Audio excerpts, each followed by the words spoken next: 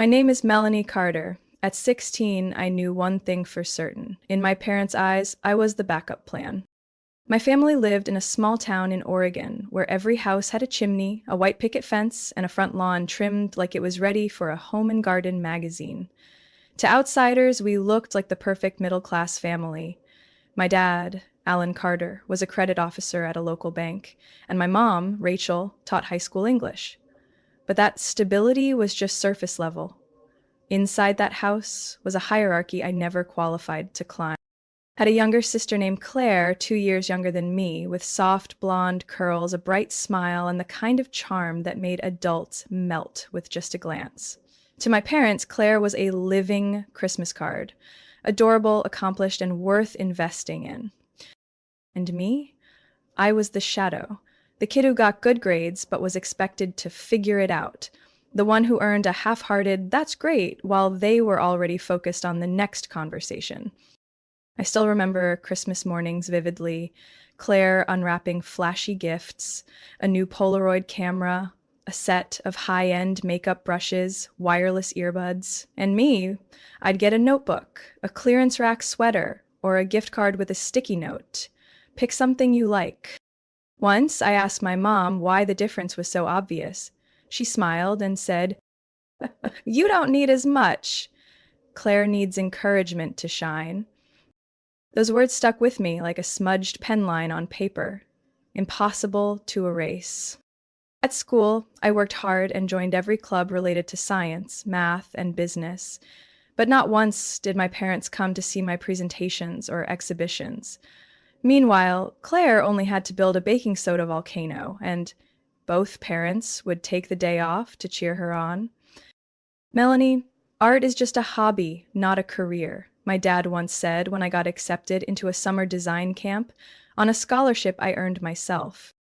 I used to think maybe I was imagining it, that I was being too sensitive, but one day, standing by the stairs, I overheard my mom talking to my dad in the kitchen. "Claire's the one with real potential. Melanie's too closed off, too stubborn. You just can't expect much." I stood frozen, letting the cold truth of that sentence sink into every bone in my body. From that day forward, I stopped waiting. I didn't wait to be picked up, didn't wait for anyone to ask how my day was. I learned to walk to the library alone, cook my own dinners, and remind myself through scribbled notes in my journal, "Don't wait for validation, prove it to yourself." The only people who truly saw me were my grandmother Margaret and my economics teacher, Miss Turner. But they lived on the edges of my world. Grandma was too frail, and Miss Turner's support ended with the school bell. In my house, the unspoken law had long been established. Claire was the future. I was the one who figured things out alone. But from that quiet injustice, something unshakable began to grow. If no one believed I was worth investing in, I'd make them see it. Not by shouting, but by achieving something they couldn't ignore. I got into Columbia University when I was 17. So did Claire. I remember clearly the day the acceptance letters arrived. Two thick envelopes, identical on the outside, but the way they were received couldn't have been more different. I opened mine with shaking hands, reading and rereading the first few lines until the words blurred. "Congratulations, Melanie Carter." I screamed in the kitchen, unable to hide my excitement. "I got in!" I announced, hoping for even a flicker of pride. Dad looked up from his phone. "Really? Claire applied there too." Right then, Claire walked in holding her envelope, and before she could even open it, Mom pulled her into a tight hug. "I knew it! You're the family's brightest hope!" she beamed, eyes glistening. I stood beside them, still holding my acceptance letter, as if it were just a side note. When I said, "I got into Columbia too, business management program," Mom replied flatly, "Good to know." No hug, no celebratory lemonade, not even a nod of approval. The moment Claire read the word scholarship in her letter, Dad pulled her to the table. "We need to plan. Columbia isn't cheap." I sat down and, mustering all my courage, said, "I'd like to talk about how I'll cover tuition too." Dad paused. His eyes weren't angry or cold, just empty. Mom set her spoon down and said a sentence I still can't forget. Melanie, we only have enough for one of you. Claire fits that environment better. You're stronger, more independent. You've always managed, haven't you? I thought I'd misheard. I asked again, voice nearly cracking. You mean there's no support for me? Dad nodded. We're not financially flexible. Claire has the potential to make a big impact. You're capable, but your future isn't as clear. Investing in Claire is the safer bet. Safer bet? I said nothing more. I quietly left the table, went upstairs, locked my door, and let the ache rise like a storm surge. I had grown up swallowing anger, tucking away disappointment, stepping aside for Claire at every turn. But this time, I couldn't swallow it. Not when everything I had worked for, a 4 GPA, a state-level business award, 2 years working in a bakery, was brushed aside. That night, I heard the sound of clinking glasses downstairs. Music, laughter. They popped champagne for Claire. No one knocked on my door. I opened my laptop, searched for scholarships, and typed again and again. Columbia plus need-based plus emergency plus first generation. One sentence looped in my mind. If they won't bet on me, I'll invest in myself. 3 days later, while washing dishes in the morning, Mom handed me a folder. These are some loan forms. There's also a brochure from the local community college. If Columbia doesn't work out, this might be more reasonable. I dried my hands, took the folder, and calmly set it in the sink. I'm going to Columbia, I said, my voice steady and ice cold. And I won't need a single dollar from this family. Mom looked stunned. Maybe for the first time, she saw me not as compliant or quiet, but firm. Melanie, don't be stubborn. This isn't stubbornness, this is clarity. I finally understand my place in this house. That night, I emailed my former college counselor, Mr. Jackson, who once encouraged me to join the summer startup competition. He replied within 20 minutes, setting up a meeting for Monday. The next day, I submitted 11 private scholarship applications, 4 supplemental financial aid forms, and created a detailed 4-year budget plan. Every time I typed in the tuition amount, I didn't feel fear, I felt fire rushing through my fingertips. The next morning, I took the earliest bus to Grandma Martha's house, the only person in the family who had ever seen me as an individual, not Claire's shadow. Her small wooden home on the outskirts of Eugene had a weathered blue porch roof, the faint smell of apple pie in the air, and bookshelves packed with worn novels. It was the one place I never had to perform to be seen. She was watering plants when I arrived. As soon as she saw me, without a single question, she opened her arms and held me tight. They've hurt you again, haven't they? She whispered into my ear. No blame, no need for details. She just understood, like always. That evening, I told her everything. The acceptance letter, Dad's cold words, Claire is the safer investment. She was silent for a long time before resting her hand on mine. Her gaze was calm but razor sharp. Melanie, she said, just because they don't believe in you doesn't mean you're unworthy. You have to go. Even if it means working 3 jobs, even if it means eating dry bread for a month, go. Show the world they were wrong. I nodded. Not for comfort, but because I knew she was right. Over the next 2 months, I turned her living room into my personal survival headquarters. I compiled scholarship lists, filled out dozens of aid forms, wrote letters to local foundations, even reached out to alumni associations. I knew I had little time. The fall term at Bradley West would begin at the end of August. Eventually, I secured 3 small scholarships totaling more than $4,500. Not enough for the full first year, but enough to place a deposit and confirm enrollment. The rest came from federal student aid and a private loan co-signed by Grandma Martha. I rented a small room in an old house nearly an hour from campus by bus. 3 other students lived there, each juggling jobs with no time for parties. My room was tiny, with a cracked ceiling and a leaky window during rain, but to me, it was a beginning.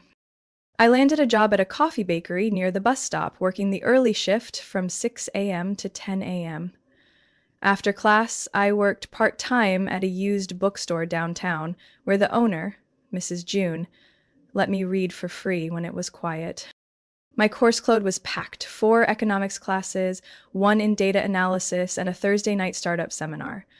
I carried cold lunches in a tote bag, studied on the bus, and replayed lectures while washing mugs. I didn't have a single spare minute to be tired. But I kept a 4 GPA all year, not because I was smarter, but because I had no other choice.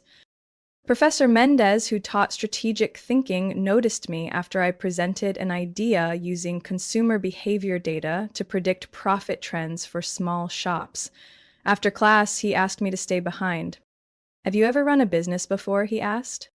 I smiled. No. But I've had to calculate every dollar to survive a month. He nodded. Then you're in the right place. From that day on, I was invited to join his advanced research group alongside 3 upperclassmen. At first, they treated me like the girl with 2 jobs, but after a month, they began seeking my input before submitting reports. Around that time, Claire posted a photo online, posing in front of the university's main building, holding a pricey latte. The caption read, "Every day at Bradley is a chance to shine." Hundreds of likes followed, along with praises from friends, my mother, and extended family. Didn't hit the heart button. I didn't feel jealous. I just turned off my screen, poured a glass of cold tap water, and returned to revising the financial plan for my semester project. Sophomore year hit with a rhythm I had no choice but to master. Classes, jobs, and more classes. My bank account never crossed $200, but I held something no one could withdraw: sheer will. Every cent was tracked in my notebook. Essential coffee, $3.25. Laundry detergent, $6. Skipped chocolate bar, saved $1.79. I calculated I needed at least $824 a month just to survive, and I had to make that happen no matter what. Financial pressure pushed me to think like an entrepreneur. One late night while helping the bookstore owner balance her books, it hit me. So many local businesses had either no online presence or poorly built, outdated websites. What if I offered to build something simple for them, for a small fee? I created my first site using a free template, then walked to every nearby bakery, salon, and yoga studio, knocking on doors and leaving business cards I'd printed at the library. Within 3 weeks, I had my first 3 clients: a French bakery, a car repair shop, and a second-hand bookstore. I called my service Northlight Studio. A modest name, but professional enough. I redesigned logos, built Facebook pages, and taught owners how to post updates. Some paid in cash, others in trade, pastries, oil changes, or rare books. I accepted all forms of payment. Professor Mendez, the same one who once asked about my business experience, began to notice the change. After class one day, he approached me. "Melanie, you should consider scaling this. There's an annual competition. Western Collegiate Business Innovation Challenge. I want you to represent the department." I froze. It was a regional contest with a $50,000 startup grant. Nominees were usually honors students with glowing recommendations and polished pitches for real investors. "I've never pitched to anyone beyond my study group," I admitted. "Then it's time you start." For the next 3 months, I juggled jobs, school, and competition prep. I reworked financial models, sketched out marketing strategies, and built an expansion plan targeting smaller towns that couldn't afford big agencies. On pitch day, I wore a borrowed white blouse from the bookstore owner, old slacks from Goodwill, and a dab of Claire's perfume she had left behind during her visit. I stood in front of 5 judges, all seasoned investors, clicker trembling in my hand, but eyes locked on the screen. I spoke about the French bakery, how I helped them increase foot traffic through $15 a week Facebook ads. I described my 3rd client, who had never used email before but now processed online orders thanks to a simple system I set up. When I finished, the room went quiet for 2 seconds. Then one judge, Angela Leng, the CEO of a media firm, nodded. "You have a grounded model, clear profit trajectory, and most importantly, drive rooted in lived experience. I respect that." 3 weeks later, an email arrived. Northlight Studio had won first place. I was awarded a symbolic check for $50,000 and a 1-year mentorship from top experts in digital marketing. From that moment, everything accelerated. The school newsletter ran a feature on me. Northlight's studio got a shout out in the local paper. I received an email from a prominent San Francisco consulting firm, Brenner and Co., inviting me to interview. They said they heard about my story during an industry panel shared by one of the competition judges. 3 weeks after the interview, I got the offer. Market strategy analyst, starting salary $90,000 a year, plus bonuses and equity based on performance. I didn't tell my parents. I didn't tell Claire. I simply sent Grandma Martha a photo, me in a gray suit, standing under the Brenner & Co. logo, holding a name badge that read, Melanie Carter, Market Strategy Analyst. She replied with just 3 words. They were wrong. As I was revising the new development plan for Northlight Studio, my phone rang. It was Claire. We hadn't spoken directly in nearly 6 months. Our recent exchanges had been limited to emojis in the family group chat or vague messages like, busy? Followed by silence. I almost didn't pick up, but curiosity won. Her voice came through, smaller and more unfamiliar than I remembered. Are you free tonight? What's going on? I asked, bluntly. Me. I need help. I'm in trouble with my thesis. Claire was majoring in international relations, the same field our parents once hailed as worth investing our entire future in. And now she was coming to me, the one once deemed directionless and unstable.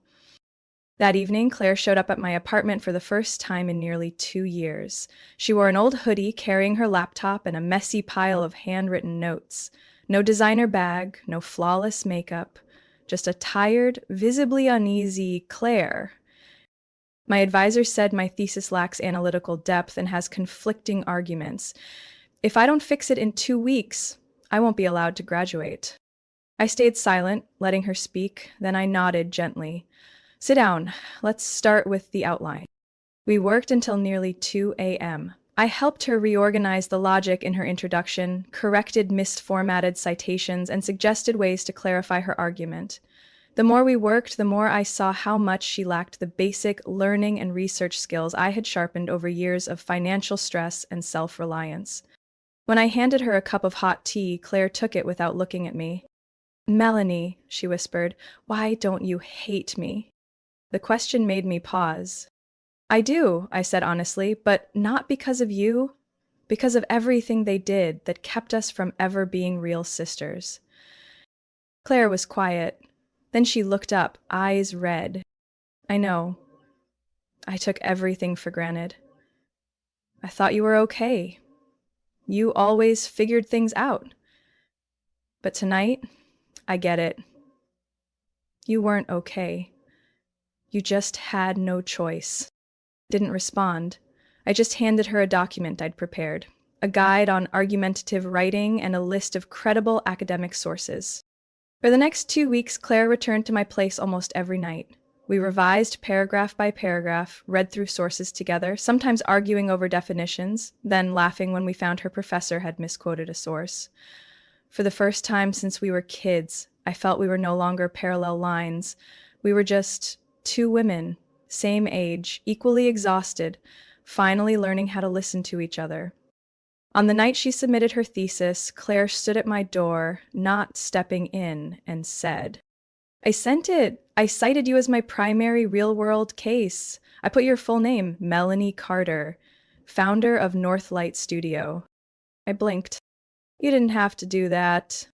I did, she said, because for the first time, I understand the value of what you've built, and I want others to see it too. Before leaving, she added, next week I'm canceling the credit card they just sent. I want to know what it feels like to earn my own money. I laughed. Careful.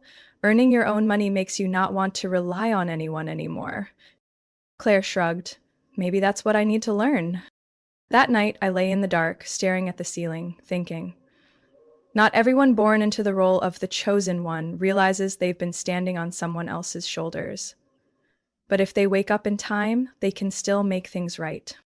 And Claire, late as she was, chose to wake up, not out of guilt, but because she truly wanted to understand who I am. It wasn't redemption. It was a beginning. On the morning of graduation day, I woke up at 5 a.m., not out of anxiety, but because of a strange feeling: peace. After 4 relentless years battling finances, dismissal, and loneliness, I had finally reached the finish line. And I wasn't arriving alone.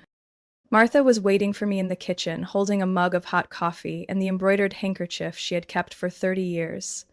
"Don't carry anything heavy with you today," she said, "except your chin held high."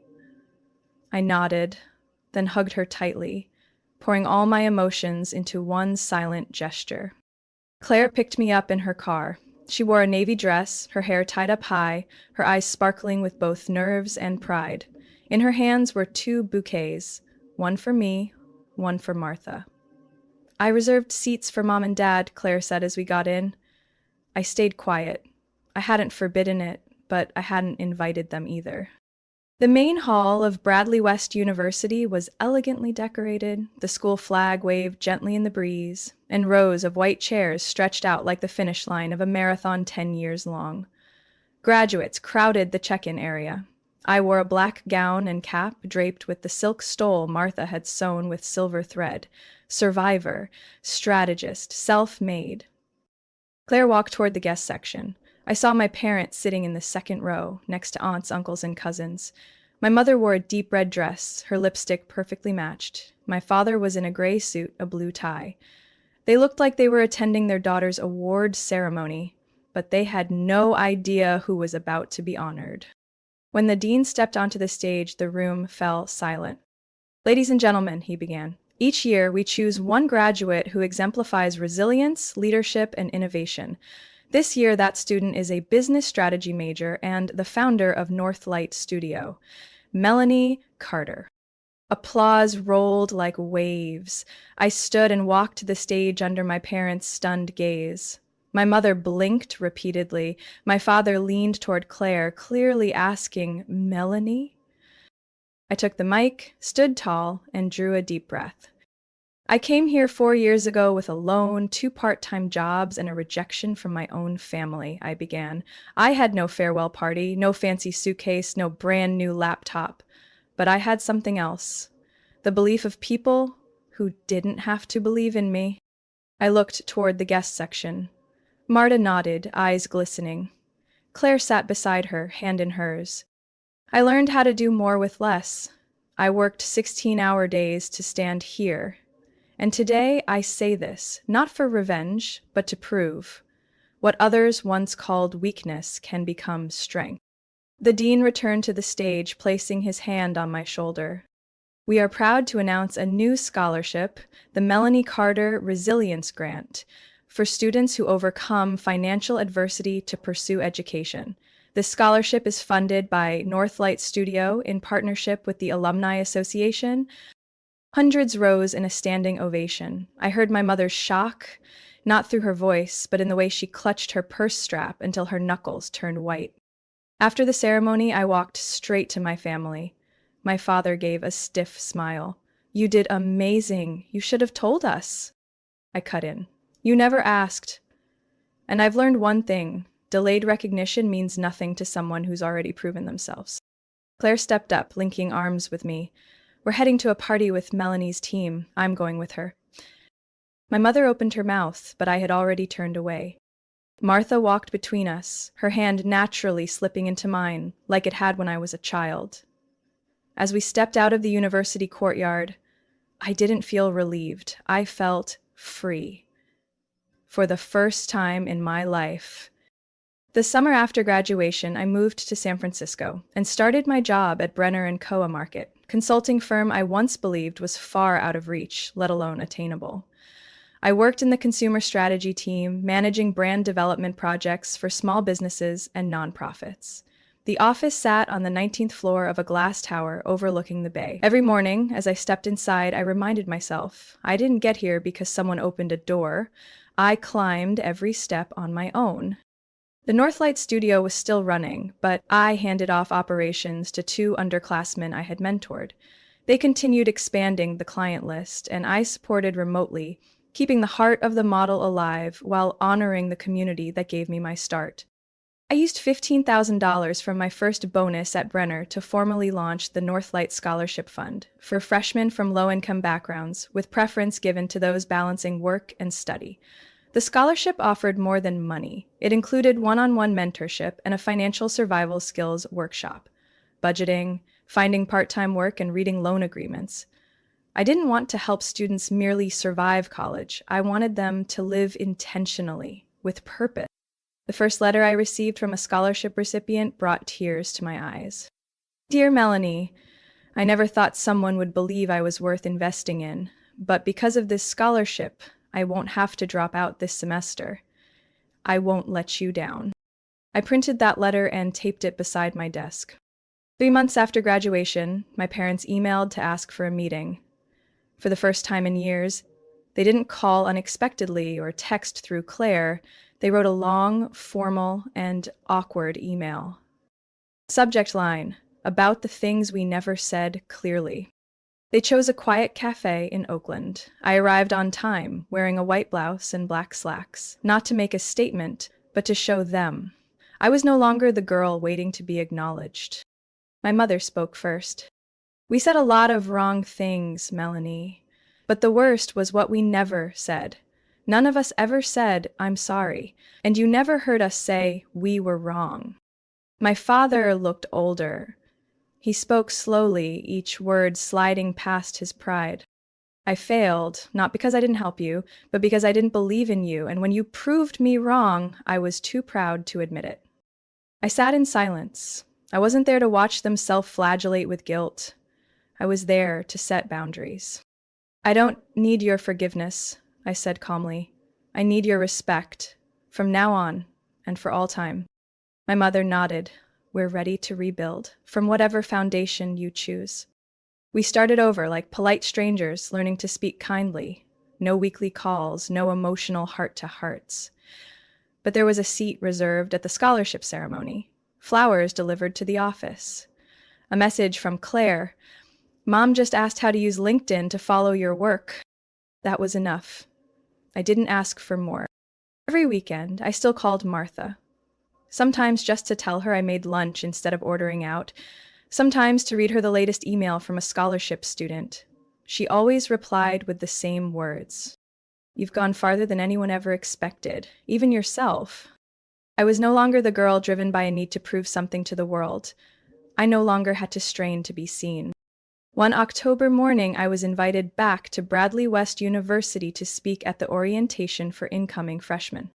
I stood before an auditorium of nearly 400 people, faces still wide-eyed in their new environment, eyes silently asking, am I good enough?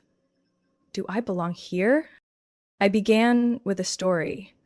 Not about awards, not about a six-figure salary, but about the night my father interrupted dinner to say I was a bad investment.